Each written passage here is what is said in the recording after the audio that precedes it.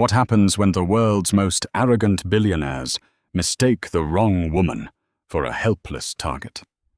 In a high-end restaurant, 3 entitled heirs mocked a quiet waitress in perfect French, thinking she couldn't understand a word. They were dead wrong, and her brutal revenge destroyed their elite dynasty overnight. The crystal chandeliers of Le Ciel, Manhattan's most fiercely guarded and unapologetically exclusive dining establishment, cast a warm, golden glow over the evening's obscenely wealthy patrons. Securing a table here required more than just a 6-figure bank account. It demanded pedigree, devastating influence, and the right last name. For the staff, working at Le Ciel was akin to walking a tightrope over a pit of vipers. One spilled drop of a $50,000 vintage Bordeaux, one slightly mispronounced culinary term, and your career in the hospitality industry was permanently eradicated. Chloe stood by the heavy velvet drapes near the kitchen's swinging doors, her posture impeccably straight, her uniform a crisp, immaculate white blouse and a tailored black skirt. To the patrons of Le Ciel, she was completely invisible. She was the help, a necessary breathing apparatus meant to deliver beluga caviar and disappear before the scent of her middle-class existence could offend their delicate sensibilities. But Chloe Harrington was not who she appeared to be. 10 years ago, before a hostile corporate takeover orchestrated by the ruthless Kensington family had completely decimated her father's European logistics empire, her last name had been Delacroix. She had spent her childhood running through the manicured gardens of an estate in Monaco, attending the prestigious Institut Le Rosé in Switzerland, and learning the intricate, unwritten rules of the global elite. When her father lost everything and subsequently passed away from the stress, Chloe and her mother had fled to the United States, adopting her mother's maiden name. She had spent a decade building a new life, blending into the background, and quietly waiting. Tonight, the ghosts of her past walked right through the grand mahogany doors of the restaurant. A sudden, suffocating hush fell over the dining room. Even the soft, melodic playing of the resident pianist seemed to falter for a fraction of a second. The maitre d', a usually unflappable man named Henri, visibly paled as he rushed forward to greet the new arrivals. It was Preston Kensington, heir to the Kensington global real estate conglomerate. Flanking him were his 2 closest confidants and fellow generational wealth inheritors, Camilla Dupont, a shipping heiress with a reputation for publicly firing her personal assistants for breathing too loudly, and Tristan Rothschild Smythe, a notoriously arrogant tech fund baby who viewed anyone making under $1 million a year as a biological failure. They moved with the predatory, unhurried grace of people who knew they owned the building, the city, and the very air everyone else was breathing. Preston, wearing a bespoke Brioni suit that cost more than a Midwestern mortgage, didn't even look at Henri as he handed over his cashmere coat. "The private alcove, Henri, and ensure we aren't bothered by the common rabble tonight," Preston drawled, his voice carrying an unmistakable edge of boredom. "I don't want to see anyone at my table who doesn't look like they understand the menu." "Right away, Mr. Kensington. Of course, it is an honor," Henri stammered, bowing slightly. He turned his desperate eyes toward the staff line. His gaze landed on Chloe. She was one of his best servers, quiet, fiercely intelligent, and capable of handling the most difficult divas the city had to offer. He gestured sharply for her to follow. As Chloe approached the secluded, dimly lit alcove overlooking the twinkling Manhattan skyline, her heart maintained a steady, chilling rhythm. She recognized Preston immediately. He had been a few years older than her at La Rose, a bully who used his family's immense wealth to terrorize scholarship students. Camilla had been one of the older girls who once threw a glass of champagne in a maid's face at a charity gala in Paris, simply because the glass wasn't chilled enough. They were the absolute worst of the 1%, hollow, cruel, and desperately entitled. Chloe stepped up to the table, her face a mask of polite professional deference. "Good evening. Welcome to Le Ciel. My name is Chloe, and I will be taking care of you this evening. May I start you off with sparkling or still water?" Preston didn't even look up from his phone. He simply raised 2 fingers in the air, a dismissive flick of the wrist. Camilla, applying a coat of outrageously expensive lipstick while staring into a diamond-encrusted compact, sighed loudly. "Still. But make sure it's actually cold this time. Last week, the water here tasted like it was drawn from a tepid bath. Disgusting." "Certainly, Ms. Dupont," Chloe said smoothly, keeping her voice even. Tristan finally looked at Chloe, his eyes scanning her up and down with undisguised contempt. He let out a small, mocking snort. "And bring the 2005 Dom Perignon, sweetie. Try not to shake it.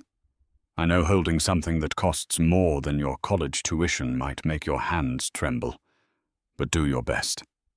Preston chuckled, a dry, abrasive sound. "Don't overwhelm her, Tristan. You have to use smaller words with the staff here." Chloe merely nodded, her expression entirely neutral. "Right away, gentlemen. Ma'am." She turned on her heel and walked toward the sommelier's station. Beneath her calm exterior, a cold, calculated fury was beginning to brew. They hadn't recognized her. To them, she was just another nameless, faceless servant to be degraded for their evening's entertainment. They had no idea that beneath her humble apron, she possessed an encyclopedic knowledge of their family's darkest, most heavily guarded corporate secrets, secrets her father had documented before his ruin. But she wasn't ready to strike just yet. She wanted to see exactly how far they would push it. The dinner service rapidly devolved into a masterclass in psychological torture. For 2 hours, Preston, Camilla, and Tristan treated Chloe less like a human being and more like a malfunctioning piece of machinery. They sent the beluga caviar back twice, claiming the temperature was off by a single degree. Camilla deliberately knocked her heavy silver fork onto the floor 3 separate times, forcing Chloe to kneel and retrieve it, while Camilla openly critiqued the cheapness of Chloe's standard-issue orthopedic work shoes. "It's genuinely depressing," Camilla remarked loudly, as Chloe knelt to pick up the fork for the 3rd time. "You'd think the restaurant would mandate better footwear. It completely ruins the aesthetic of the room, having these peasants scuffing around." Chloe stood up, placing the soiled fork on her tray. "I apologize for any disruption to your evening, Ms. Dupont. I will bring a fresh set of silverware immediately." By the time the main courses, dry-aged Wagyu beef, adorned with edible gold leaf and white truffle shavings, were served, the trio had consumed 3 bottles of the vintage Dom Perignon. The alcohol had stripped away whatever razor-thin veneer of societal decency they possessed. Assuming, quite arrogantly, that an American waitress in a Manhattan restaurant possessed the cultural and linguistic depth of a puddle, they decided to seamlessly switch their conversation to French. Not just any French, but the rapid, slang-heavy, aristocratic dialect exclusive to the elite boarding schools of Europe. It was their secret code, a way to be brutally cruel in plain sight. Chloe poured the 4th bottle of wine, her movements precise and practiced. "Regarde cette fille. Look at this girl," Camilla sneered in flawless French, swirling the golden liquid in her glass. "Elle ressemble à un rat mouillé. Ses cheveux sont horribles. She looks like a wet rat. Her hair is terrible." Preston laughed loudly, leaning back in his velvet chair. "Je parie qu'elle vit dans une boîte en carton à Brooklyn. I bet she lives in a cardboard box in Brooklyn." He replied in French. "Regarde ses mains. Rouges et calleuses. Mon chien a une meilleure hygiène. Look at her hands, red and calloused. My dog has better hygiene. Chloe continued pouring, her hand steady, her face completely blank. She didn't miss a beat, though every syllable registered with crystal clarity in her mind. Tristan chimed in, a wicked, cruel grin spreading across his face. Vous savez ce qui serait drôle? You know what would be funny? He asked his friends in French. Faisons-la pleurer avant le dessert. Je dirai au gérant qu'elle a volé ma montre Rolex. Elle sera renvoyée et probablement arrêtée ce soir. Ce serait hilarant. Let's make her cry before dessert. I'll tell the manager she stole my Rolex watch. She'll be fired and probably arrested tonight. It would be hilarious. Camilla clapped her hands together in genuine delight. Oh oui! Détruisons sa misérable petite vie. Ce sera le clou de la soirée. Oh yes, let's destroy her miserable little life. It will be the highlight of the evening. They sat there, completely openly plotting to ruin an innocent woman's life, have her falsely arrested, and destroy her livelihood, all for a fleeting moment of drunken amusement. They felt utterly invincible. They were the gods of the city, and Chloe was nothing but an insect waiting to be crushed beneath a designer heel. Preston looked directly at Chloe, switching back to heavily accented, condescending English. Hey, waitress, are you deaf? I need more truffle shaved on this meat. It tastes like garbage. Hurry up. Chloe slowly finished pouring the wine. She placed the bottle gently onto the silver coaster in the center of the table. She didn't rush to get the truffle shaver. She didn't apologize. Instead, she stood perfectly still, her posture shifting from subservient to commanding in a fraction of a second. She lifted her chin, locking eyes directly with Preston. The deferential, polite veil dropped entirely, revealing the sharp, calculated gaze of an apex predator. When she finally spoke, her voice was low, incredibly calm, and laced with a lethal, chilling authority. Si vous pensez une seule seconde que je vais vous laisser ruiner ma vie pour votre divertissement, Preston Kensington, vous êtes encore plus stupide que votre père. If you think for a single second that I will let you ruin my life for your entertainment, Preston Kensington, you are even more stupid than your father.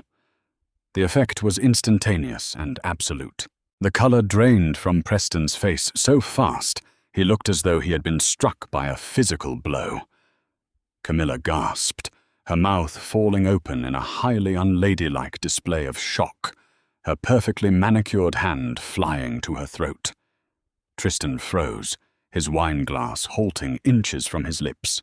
Chloe didn't stop. She leaned forward slightly, resting her hands casually on the edge of their table, invading their space, completely violating the sacred boundary between server and elite patron. Her French was not merely adequate. It was the impeccable, refined dialect of the Monaco elite, sharper and more sophisticated than their own. Et toi, Camilla.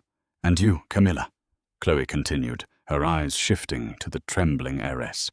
Avant de critiquer mes chaussures, tu devrais peut-être t'inquiéter de la fraude fiscale de 3 millions de dollars que ta fondation caritative a commise l'année dernière. J'ai vu les documents de transfert aux îles Caïmans. Before you criticize my shoes, perhaps you should worry about the $3 million tax fraud your charity foundation committed last year. I saw the Cayman Island transfer documents. Camilla's eyes widened in sheer terror. The air in the alcove suddenly felt dangerously thin. Chloe finally turned her icy stare to Tristan, whose hand was now visibly shaking. Tu veux appeler la police pour une fausse Rolex, Tristan? Fais-le. Mais quand ils arriveront, je leur parlerai de la cocaïne que tu as dans la poche intérieure gauche de ta veste Brioni et de la façon dont tu as soudoyé le doyen de Harvard pour obtenir ton diplôme. You want to call the police over a fake Rolex, Tristan? Do it. But when they arrive, I will tell them about the cocaine you have in the left inner pocket of your Brioni jacket, and how you bribed the dean of Harvard to get your degree. The silence that followed was deafening.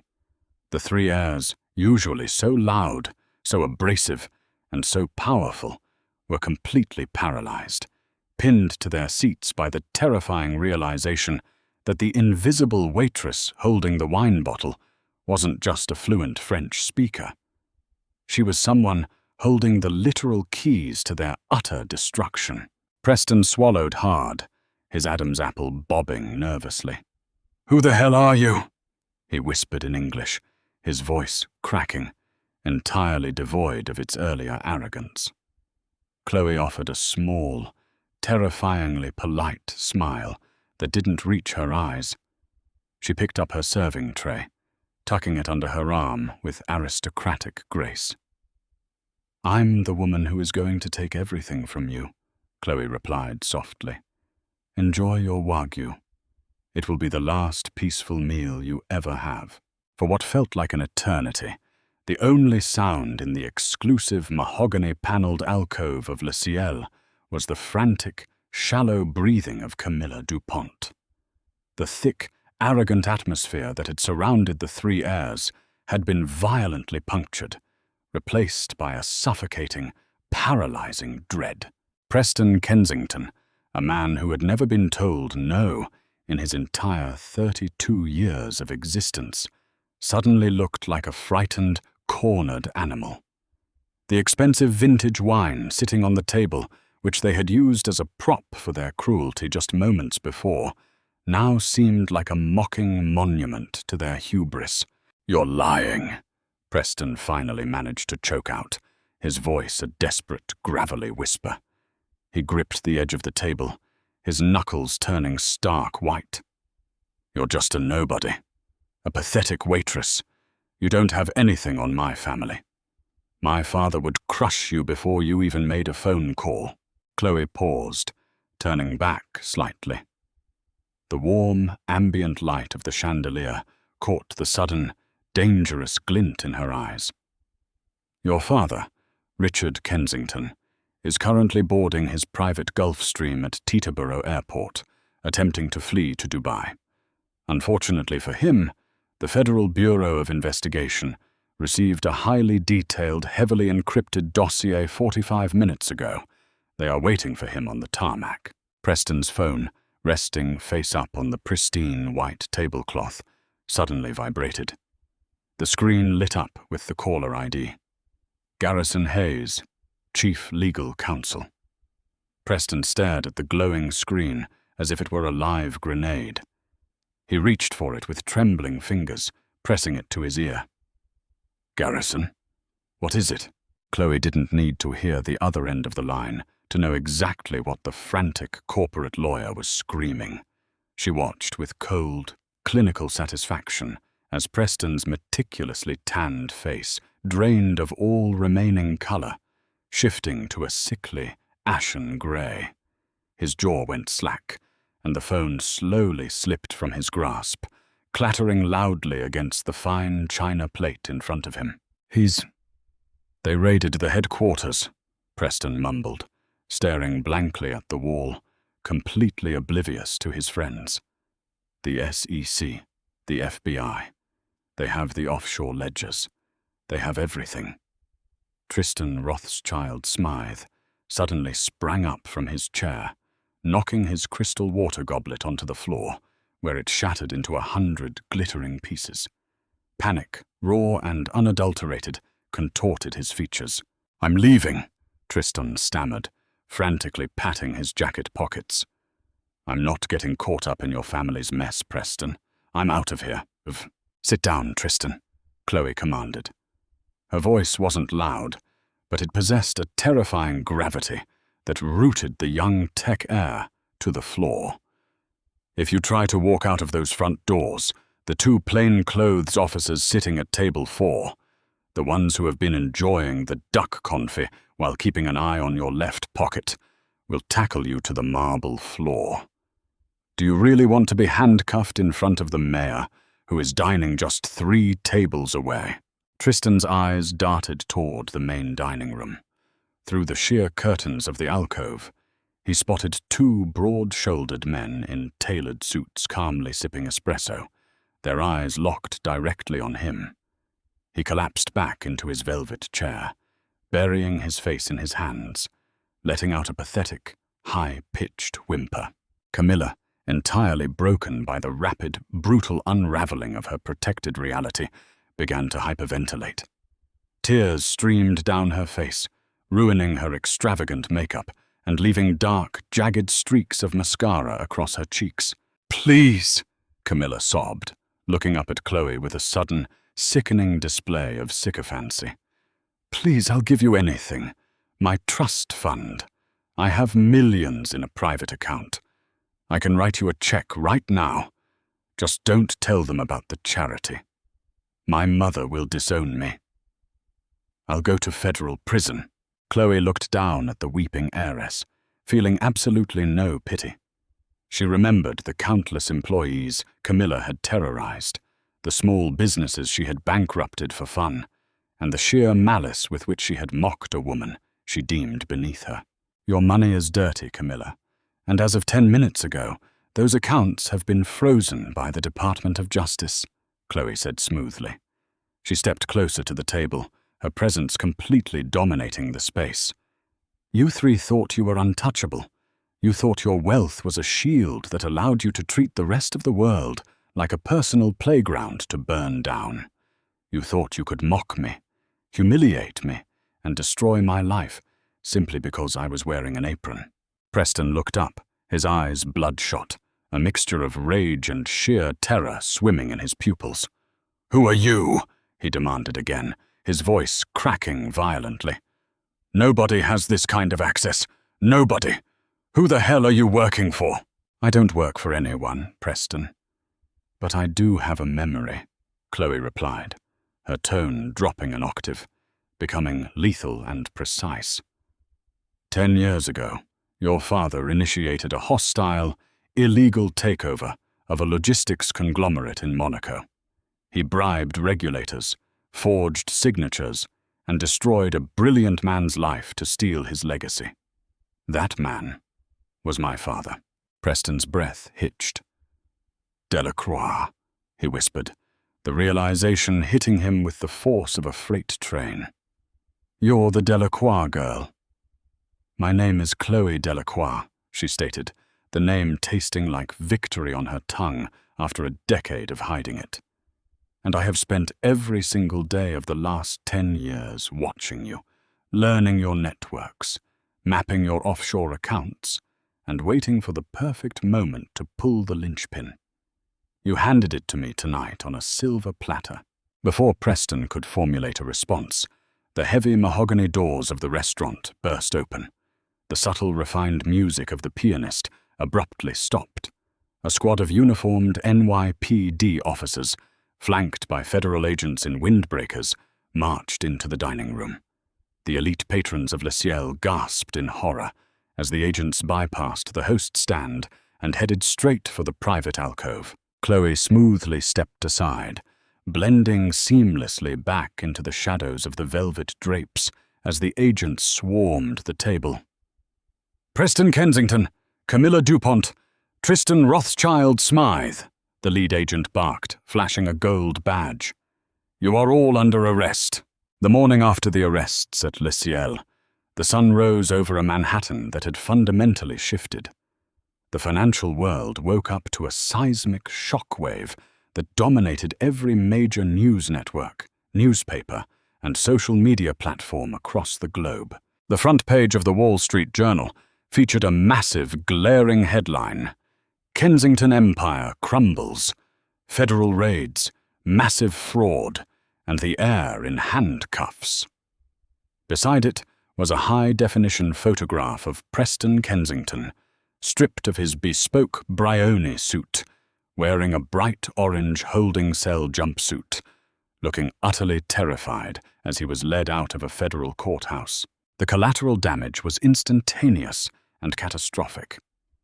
When the New York Stock Exchange opened at 9:30 a.m., Kensington Global Real Estate plummeted into a devastating free fall. Investors panicked, dumping their shares at a record pace as the sheer magnitude of Richard Kensington's embezzlement, bribery, and market manipulation became public knowledge. Within 48 hours, a conglomerate worth billions was reduced to toxic waste. The Kensington family's assets were entirely seized by the federal government, their mansions padlocked, their yachts grounded, and their legacy obliterated. Tristan Rothschild Smythe fared no better. The police had indeed found 3 grams of illicit substances in his designer jacket, precisely where Chloe had said it would be. But that was merely the appetizer. The subsequent investigation into his background, fueled by the anonymously leaked dossier, revealed a massive paper trail of bribes his family had paid to Ivy League officials. Tristan was expelled, socially exiled, and facing mandatory prison time. His tech fund board, desperate to distance themselves from the radioactive scandal, voted unanimously to oust him by noon the next day. Camilla DuPont's horrific downfall became the obsession of the tabloids. The shipping heiress was publicly exposed for funneling millions of dollars of charitable donations meant for underprivileged children directly into her own private accounts in the Cayman Islands to fund her extravagant lifestyle. Her own mother, Eleanor DuPont, released a scathing public statement disowning Camilla entirely, attempting to salvage whatever scraps of the family name remained. Camilla was last seen weeping hysterically outside a Manhattan precinct, hiding her face behind a cheap plastic folder, her designer shoes nowhere to be seen. Amidst the smoking ruins of 3 powerful dynasties, Chloe Delacroix sat in a sunlit, high-rise office overlooking Central Park. She was no longer wearing the crisp, immaculate white blouse of a subservient waitress. Instead, she wore a sharply tailored, midnight blue designer suit, exuding an aura of quiet, terrifying power. Across from her sat her lead attorney, a brilliant cutthroat lawyer who had helped her meticulously organize the data drop. The SEC whistleblower bounty has officially cleared Miss Delacroix, the attorney said, sliding a sleek leather folder across the glass desk. Given the sheer scale of the Kensington fraud and the amount of stolen funds recovered by the government, your percentage is unprecedented. You are, as of this morning, a billionaire. Chloe opened the folder, her eyes scanning the official documents. The numbers were staggering, but they didn't bring a smile to her face. They brought peace. It was the exact amount her father had lost, returned to her with interest. "And the Delacroix estate in Monaco?" Chloe asked, her voice calm and measured. "The bank accepted your outright purchase offer an hour ago," the attorney confirmed with a respectful nod. "The property is yours again. The Kensington holding company that seized it is currently being liquidated to pay off their victims." Chloe closed the folder and leaned back in her chair, looking out over the sprawling concrete jungle of New York City. The city that had once felt so intimidating, so hopelessly rigged in favor of the corrupt and the cruel, now looked entirely different. She thought back to that night at Le Ciel. She remembered the sneers, the mocking French, the absolute certainty those 3 heirs had that they were untouchable gods playing with the lives of mortals. They had underestimated the invisible girl. They had assumed that service equated to submission, that silence equated to stupidity. They had built their entire lives on a foundation of unearned privilege and ruthless exploitation, completely unaware that a ghost from their past was quietly inspecting the load-bearing walls of their empire, holding a sledgehammer. Chloe stood up, walking toward the floor-to-ceiling window. She didn't feel the need to gloat. She didn't need to post her victory on the internet or dance on the graves of their reputations. True power, she had learned from her father, didn't need to shout to be heard. She poured herself a glass of sparkling water, perfectly chilled, and took a slow, deliberate sip. She had reclaimed her name, avenged her family, and cleansed the elite echelons of 3 of its worst parasites. The wait was finally over. The waitress was gone. Chloe Delacroix had returned to claim her throne. What an absolute masterclass in revenge! Chloe proved that the most dangerous person in the room is never the loudest, but the one quietly taking notes. Never underestimate the people you think are invisible. They might just be holding the match to your empire. If you loved this story of karma and justice, make sure to hit that like button, share this video with your friends, and subscribe for more incredible, jaw-dropping, true revenge stories.